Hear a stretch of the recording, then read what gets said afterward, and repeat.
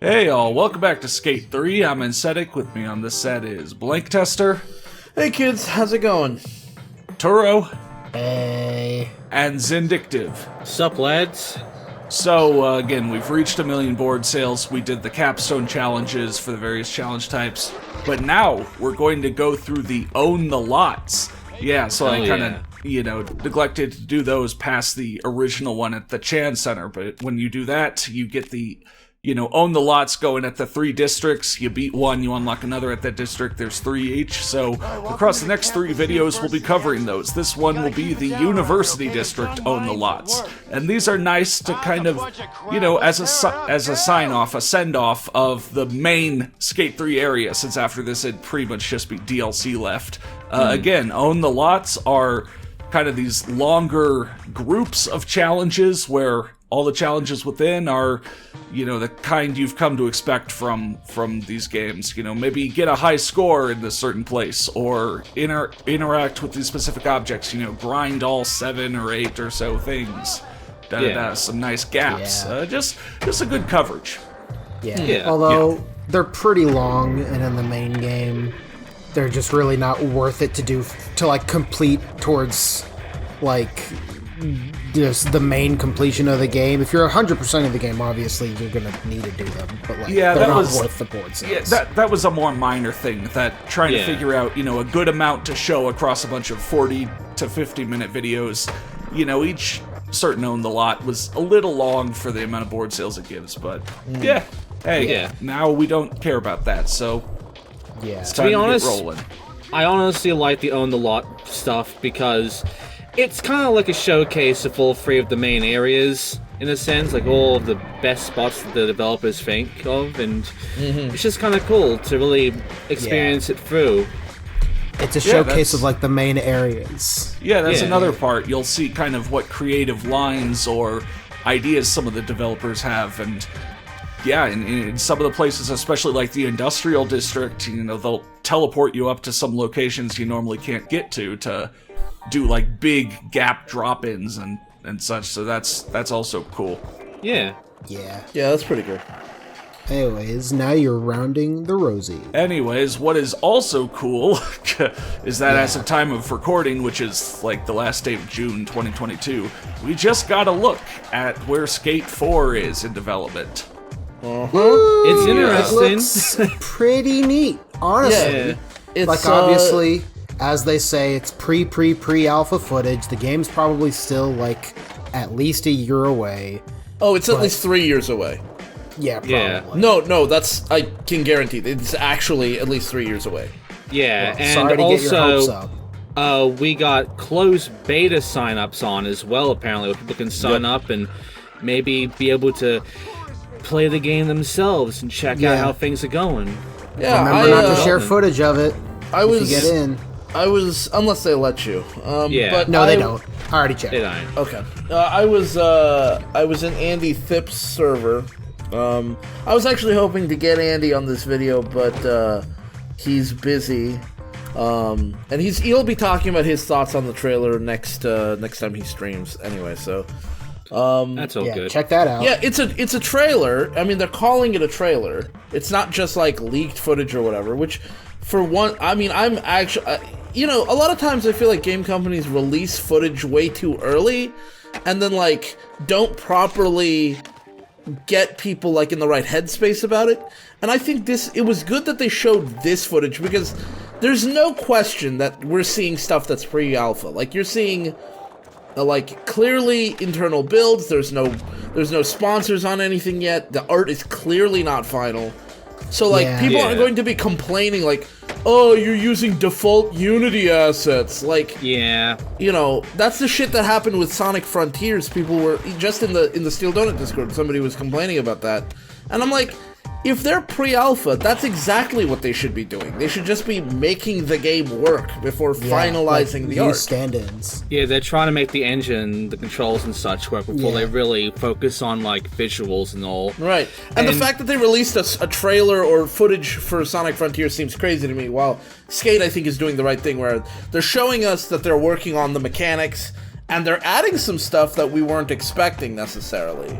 Yeah. And to be honest, when it comes to that trailer, it really does showcase that at the time they announced Skate 4 back in, like, the fucking E3 thing and all, they really didn't have anything before that. Yeah, they were literally just announcing, we intend to make another Skate game. Right. It's Yeah, like, they we gave us signed the the green paperwork, light. that kind of thing. Yeah. And now we finally get to see where things are going now in Official the development, even footage though of where it's it's pretty early in.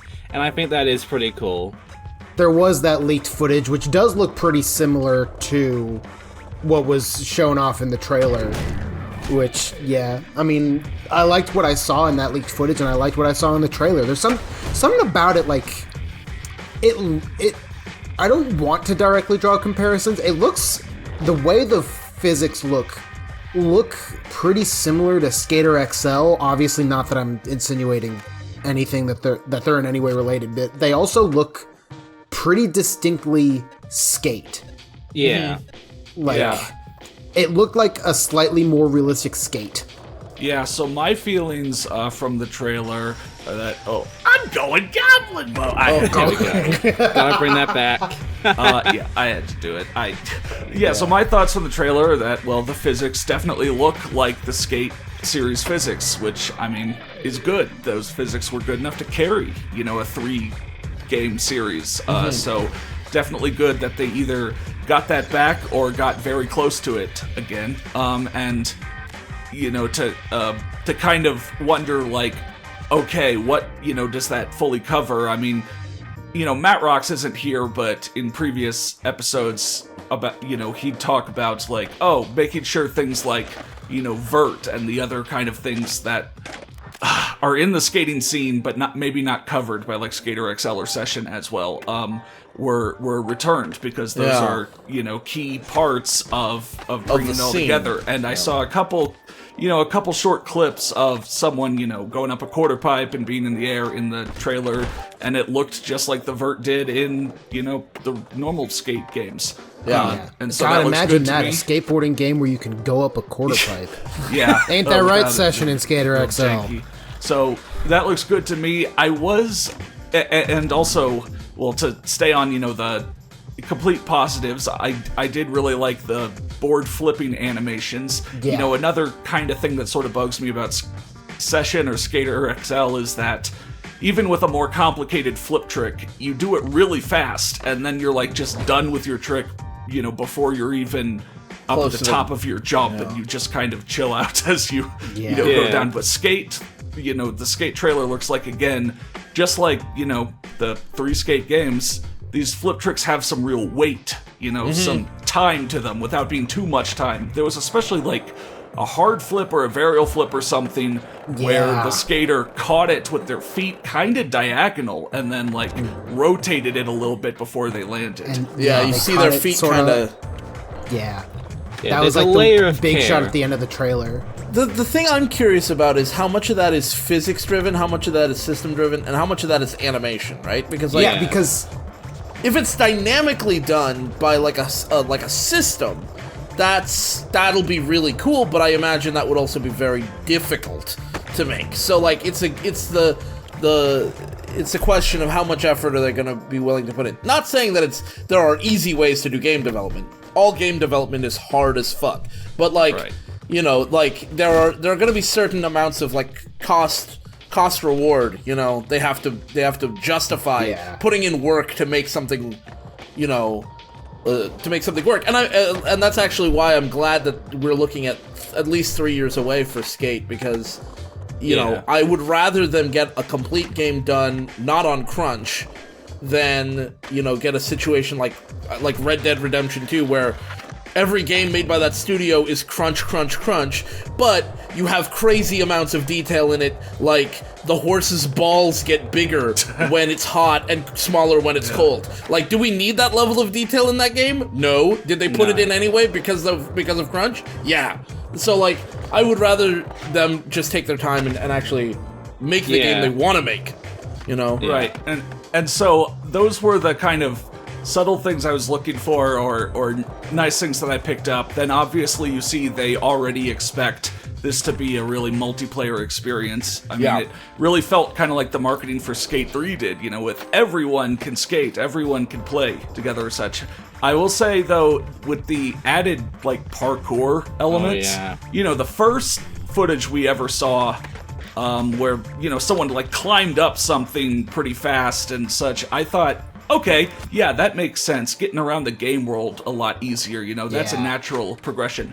But seeing this here of, like, you hippie jump and someone does a front flip over a car, or, like, swinging from horizontal pole to horizontal pole, that feels like a thing that is made, and then since it was made, now you have to make some part of the game world be situational to that. You know, when is that going to come in? So I wonder, I'm a little concerned. I don't want them to make stuff that ends up being kind of gimmicky. Yeah, it really gives me the feeling of American Wasteland did of the parkour stuff, where you had all the front tucks and such, and some of it was cool and useful, other stuff, it was there and wasn't that great. What I'm hoping is that the parkour is not associated with points, because it should still be a skate game at the end of the day, right? Like, if you use the parkour to get to a place, like, you know, earlier you were saying, like, some of these challenges will spawn you in a place that you otherwise wouldn't be able to get to. Well, maybe the parkour will let you get to those places.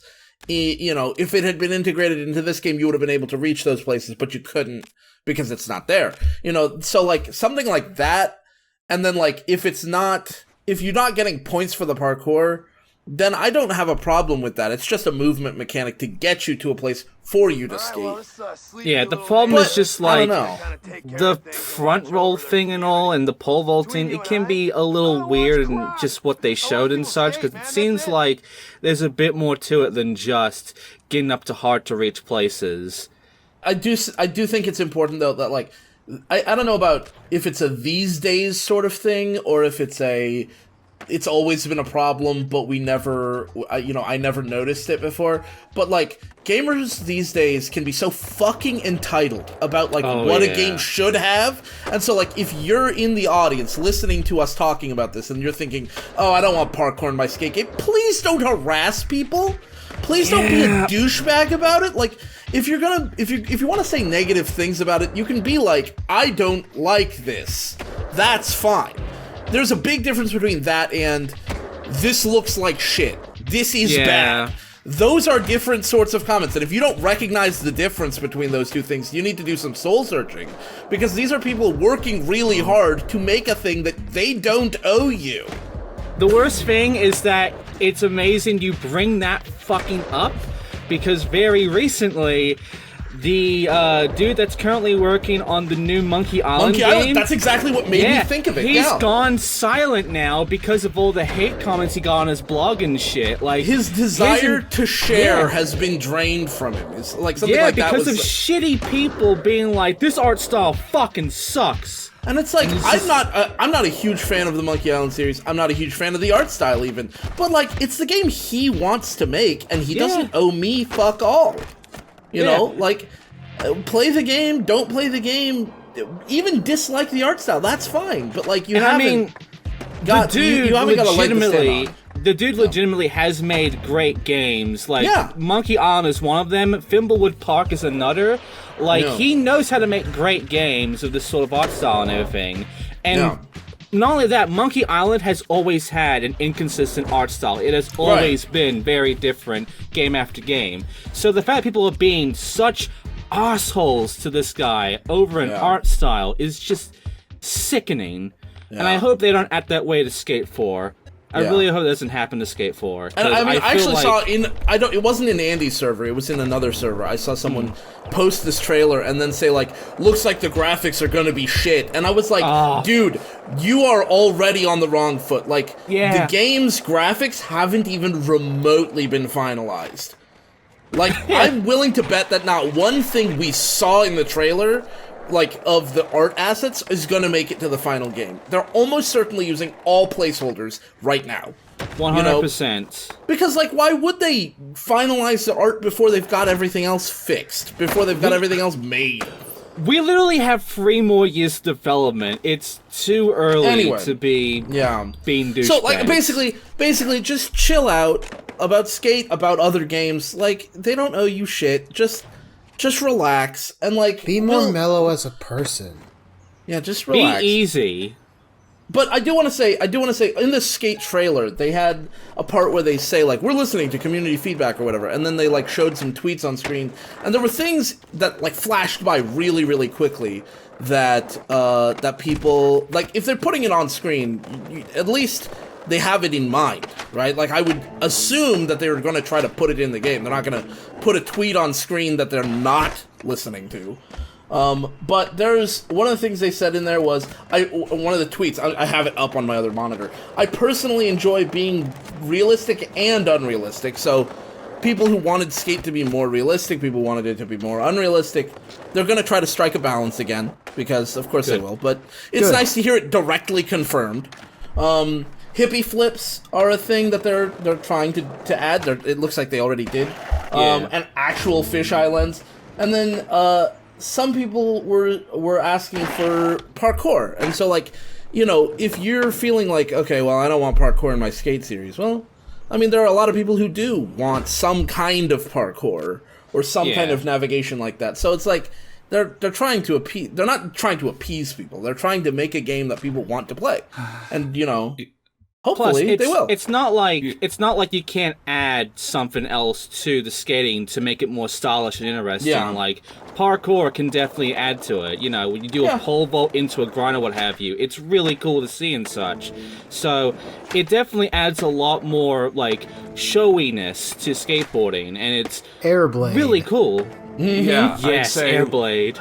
Okay, I'd say, like, yeah, that's kind of a perfect transition, because then, you know, between the 4 of us, like, you know, what kind of one major thing do you think should be added for, like, Skate 4? Assuming they hit the physics right, and so it all, you know, feels really good, and such, you know, yeah. I would say, I guess for me, like, adjusting the time of day would be good. You know, a big complaint about Skate 3 was that it's always this daytime, this bright overcast with no clouds, or almost no clouds, except for one, you know, DLC that's at nighttime or so, and people kind of missed the, you know, more orangey sort of golden hour kind of thing from Skate 2. And playing Riders Republic, you're able to adjust the time of day there, you know, seamlessly, and the, you know, the map changes and the lighting changes and shadows and such. So if people I don't know if, like, it should just happen naturally or if it's something you should be able to do in the replay editor.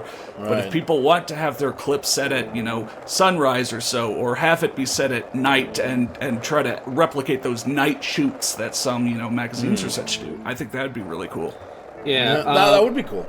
My sort of idea of what they should add for Skate 4, in my opinion, is Flatland. And I know it's going to be hard, but I mean, we already have love for Street, like a lot of love for Street at this point, and we are bringing back love for Vert as well, and we're even bringing back, you know, some love for Flippy Boys of on-foot parkour and all. So let's bring in some love for Flatlanders as well. Let's bring in back some of the freaking, like, handstands and pogos and such while doing all sorts of crazy tricks and such. Let's do some Rodney Mullins on this bitch.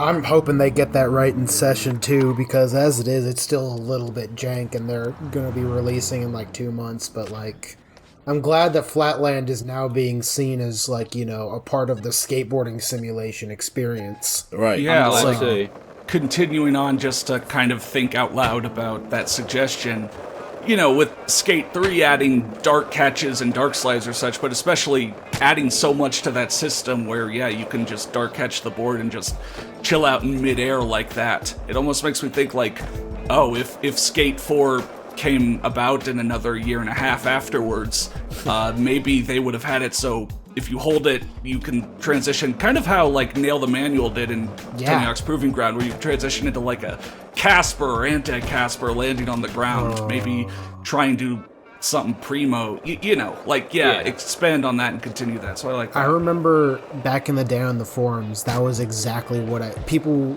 like. Skate 3 had just come out, and people were talking about like, oh, like when Skate 4 comes out, what do you think it should have? And that was one of the things I said. I was like, yeah, like a flat ground system like they had in Proving Ground, which weird opinion me from 10 years ago, but like I mean, they almost got it right. So I obviously have the least experience with both the Skate series and also with skating in general out of anybody here.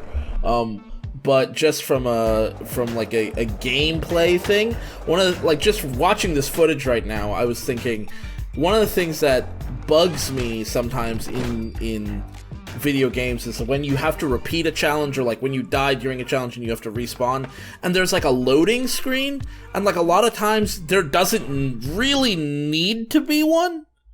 And like I would like it if it was really snappy about that kind of stuff. So like, I mean, hey, you crash, if this game and the camera just pulls back and you're already there and you're ready to go. You know, I mean, if this game is coming out in the next 3 to 4 years, that's mid Series X PS5 generation. Right. Like not only is that going to be like super powerful hardware that's already mostly designed for like optimized loading times, it's going to be mid-gen. So hopefully they'll be able to do shit like that. I really like it when games do, and it's like that's a small thing, right? Like that's really, really small. But I see like the technological advancements that they should really be able to take advantage of. Like, for the existing 3 games, God, you could tell that I'm struggling with, what to call them or so. But 10 years ago, Xbox 360, PlayStation 3, to get kind of this great performance or such, they pretty much deloaded, what you right away from when you turn the corner. Which is why you see sometimes those loading screens when you have to go back a little further than like, to the ramp you just jumped off. Right. And like they have to do that. They'll have to do that for the PS5, Xbox, whatever it's called now. I have no idea what the console is called now.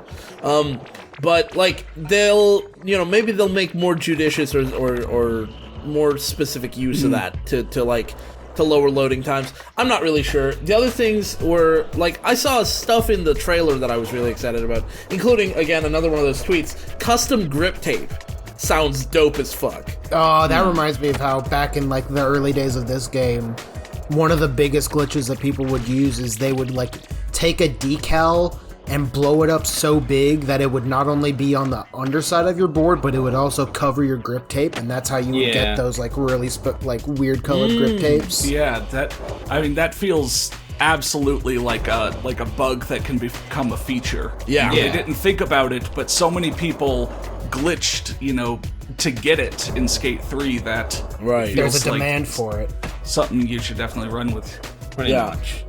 And so, like, I just think I would like, what I would like to see, and of course, in other videos we have talked about things I would like to see in a video game, so, like, just take any of those suggestions that fits with the Skate series, and, like, the one that I think maybe would be best for a Skate game would be maybe, like, a heat map of, like, the world, and so you could see, like, where people are hanging out in the in-game world.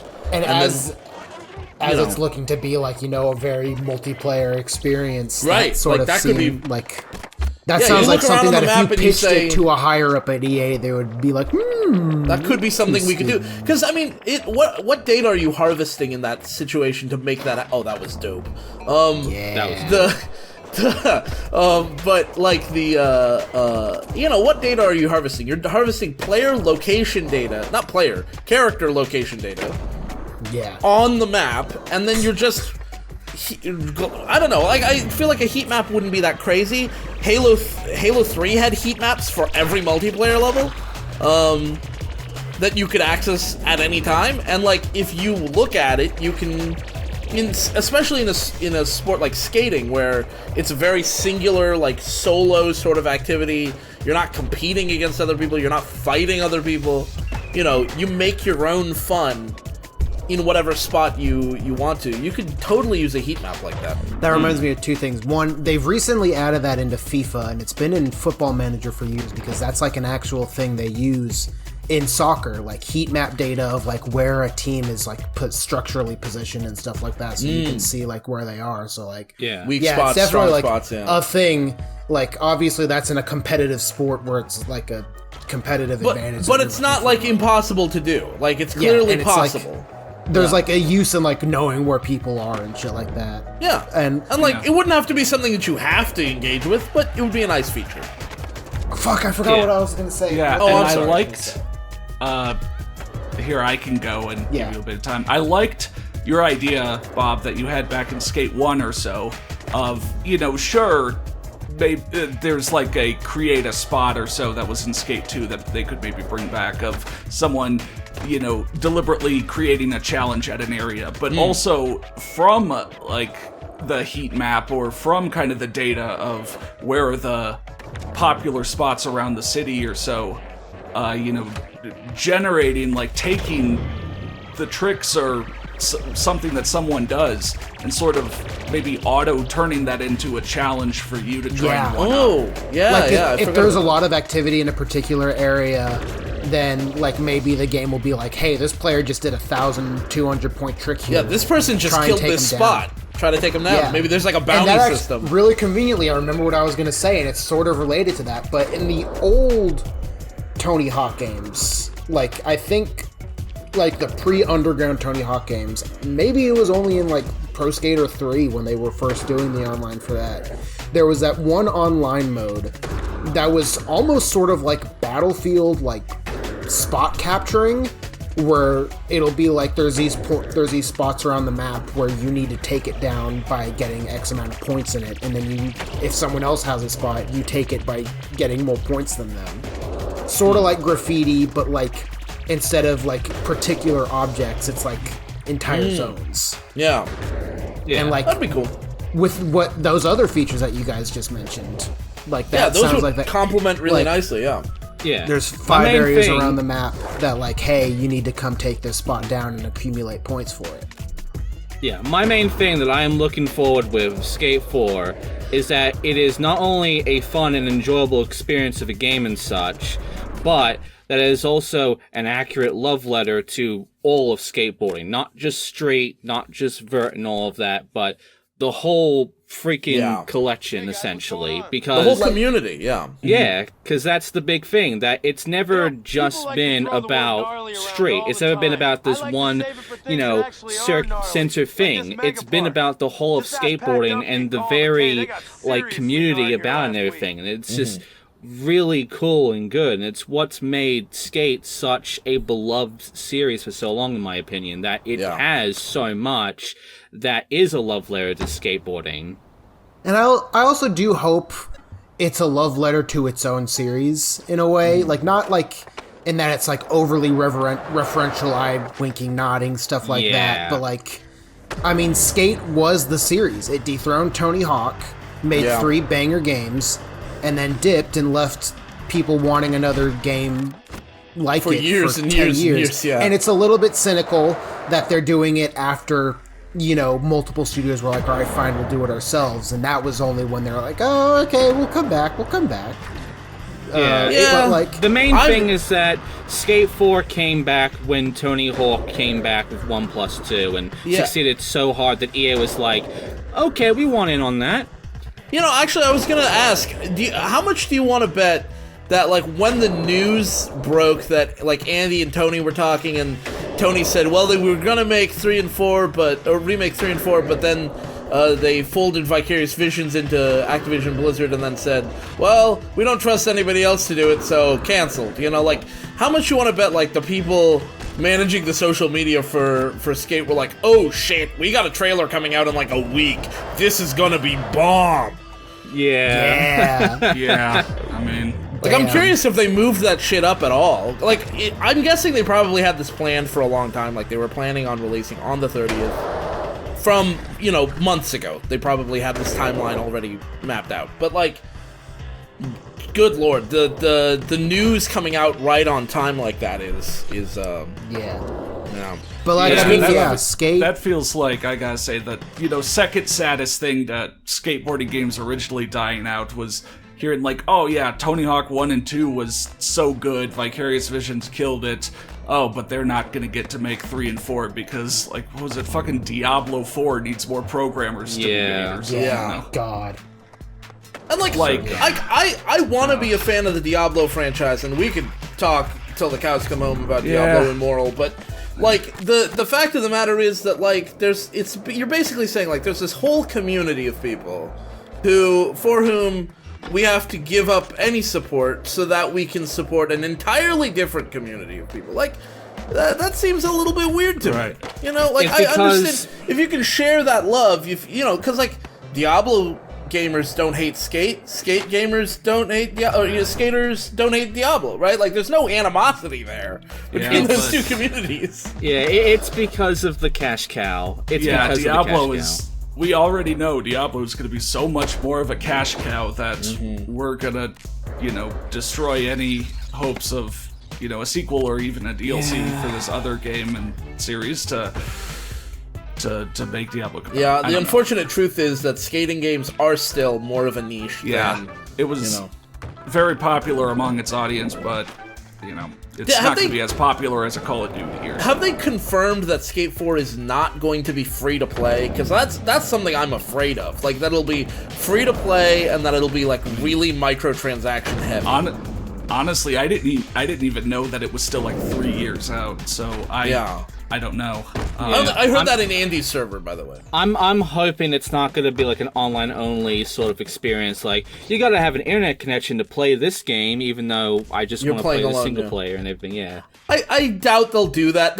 Games have kind of moved away from that relatively recently, I feel like, but maybe I'm wrong. I mean, I will say. Sorry, go ahead. I was in another server that was discussing the trailer because obviously this is fucking hot shit news. Yeah. And they really pointed out that a lot of the stuff about the Insider program was saying things like sign up to play, which I'm assuming that is referring to the Insider program where you get into the closed beta and stuff. Betas and alphas and But like they were interpreting it as like it being like a free to play MMO where you like have to create an account and stuff. I wouldn't assume that. I wouldn't assume that at all because like we're so far out that they do need people to sign up to be beta testers. Like it wouldn't be crazy at all for entirely single player games to phrase it that way if they need beta testers, so like I wouldn't be that concerned by that language. It is kind of sad that being a beta tester is now just like a dead job at this point, that anyone can just be a beta tester now. I mean, back in the day, anybody could, like, it was harder to get into it, but, like, you could do it. Like, I helped beta test God of War 3, and I didn't even own a PS3 at the time. I helped beta test I just went over to a friend's house and did it. Like, it's weird. It's weird how they... Yeah. No. Boo. So wow. I would say that it feels like too much of a dark timeline thing to have Skate 4 end up being a free-to-play microtransaction-based game. But, on the other hand, and you, Bob, can complain a lot more than me, like, Halo Infinite felt like leading up to releasing it, Halo Infinite felt like it was doing quite a lot right, but then, releasing in its entire schedule, honestly, it's still shocking to me how different it was. Like, do you know what I'm saying? Like, were they straight up lying? I think they were really, really careful with their words. Because, like, I think the pre-release stuff for Halo Infinite was all, like, it wasn't, like, stuff that you couldn't do. It's just that, like, it's the same way I feel about, like, anytime I see a gameplay trailer for a game and, like, the first trailer they release is, like, 20 minutes of actual uncut gameplay, my instinct is, oh no, this is the entire game. Like, when I see that, what I'm afraid of is, what a trailer's supposed to do is make you think, oh man, that looked cool, I wonder what else is in the game. But if you're showing me 20 minutes of uncut footage, you're telling me that this is all that's in the game. Like, if you're expecting more, you are setting yourself up for failure. And that's the vibe in retrospect that I get from Halo Infinite. Because, like, I'm looking at it and going, I'm really excited. I love the music that I'm hearing. I'm seeing gameplay, and I'm like, okay, cool. But, like, you're really showing me your entire hand here. Right, like, I didn't realize at the time that they were showing us their entire hand, but they were. Like, there's a bunch of stuff that's in the game that has not been released yet. And not in, like, this is something where, like, they're still working on it and it needs time. Like, there is stuff like that, too. But, like, there's also, like, helmets that are completely done and are just waiting to be activated for the cash shop. And, like, that really annoys me. Yeah, you know, I mean, especially since the microtransactions are so big. I mean, like, you're talking about, like, $7 for a helmet. Fuck. Yeah, it's bad. It's bad. That's more than the DLC for this game costs, and that's like entire maps. Yeah. I would like to imagine. I am putting too much faith in a mega corporation here. Yeah.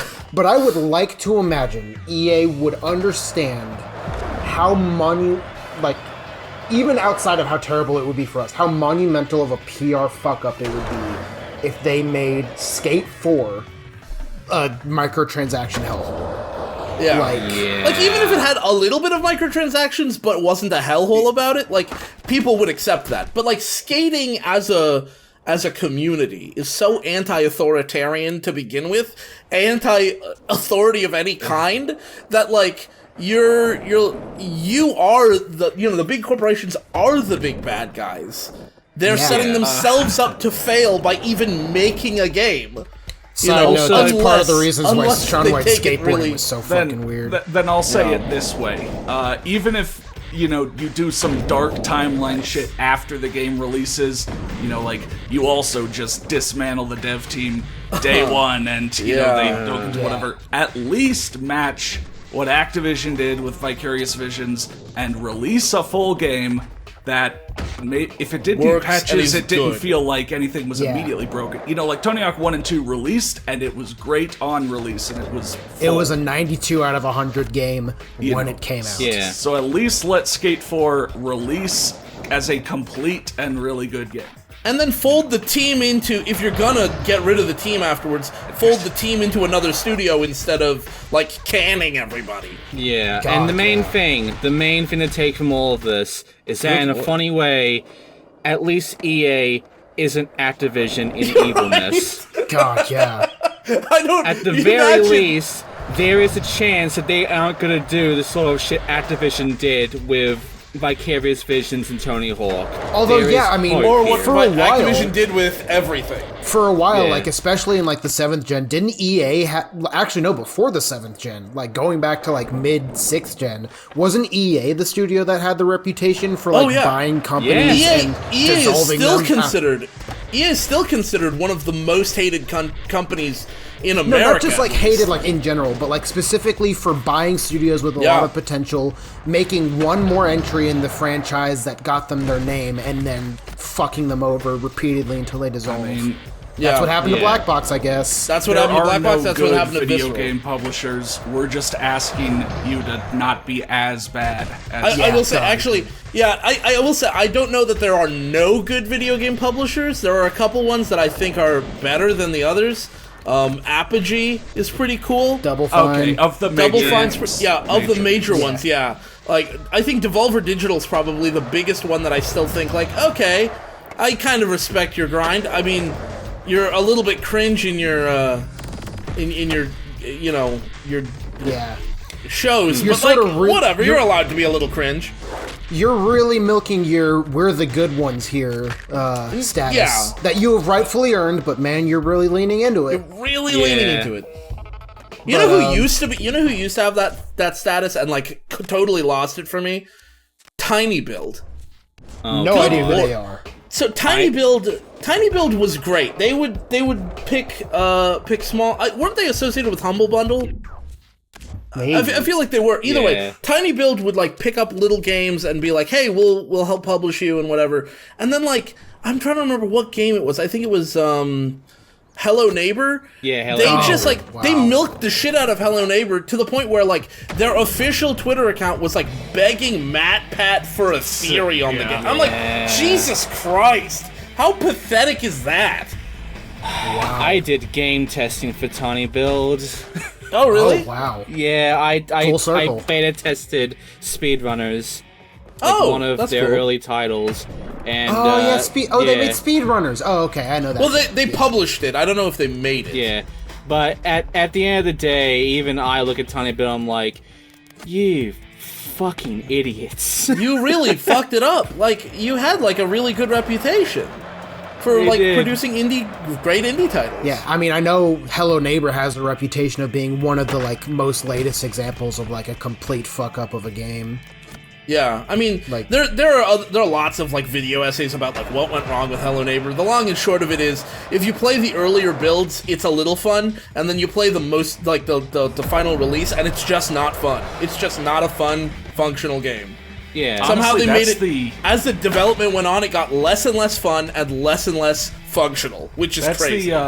and we're like running out of time, so Oh, yeah. we're Yeah. yakking. But like that's the kind of example where it gets me confused about how much a game could change from pre-alpha to alpha to beta to such, because it didn't. Why I'm surprised at there being 3 years left on Skate 4 is that it didn't look like there'd need to be 3 years left. I think, Yeah, I was thinking like and see, one like I year- think what we saw was their entire hand, right? Like I think it's not okay. like like I feel like the hills we saw them skating down. It's not like there's a level around it. It's probably just a hill. I was actually going to say at hill the with a top of the car. discussion is that like they obviously showed that really, really early stuff, and then there was those few more fleshed out areas. But those few more fleshed out areas was just like actually that one area that they had like bothered to make Right. like textures That'd be my for, guess.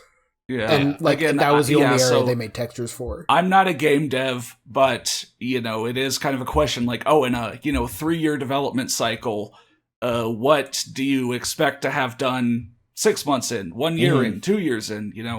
Yeah. Maybe it's something to ask Andy if we can ever get him on. yeah. All right, so that was the University District, Own the Lots, the 3 of those. Next time we'll be going to the Industrial District, so see you then.